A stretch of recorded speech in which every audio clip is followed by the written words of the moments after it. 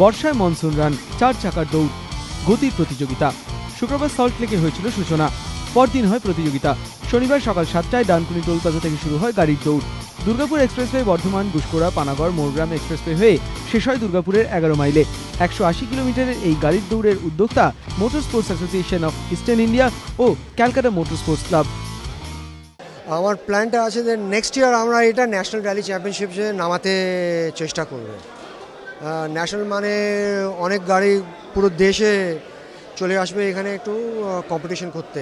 আর যখন ওরা শুনতে পারবে যে এটা কীরকম চ্যালেঞ্জিং র্যালি করা হয়েছে, এখানে সব ড্রাইভার বলছে বেস্ট ইন দ্য কান্ট্রি, মনে হচ্ছে সেটা সাকসেসফুলি হবে।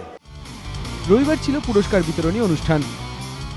চ্যালেঞ্জ মানে র্যালি তো সবসময় চলছে, বাট এরা যে র্যালিটা করেছে একটু সামথিং ডিফারেন্ট, খুবই চ্যালেঞ্জিং এবং কম্পিটিশন সেক্টরও ছিল। মনসুন রানে অংশ নিয়েছিল 35টি গাড়ি। সমিত সেনগুপ্ত, এবিপি আনন্দ, কলকাতা।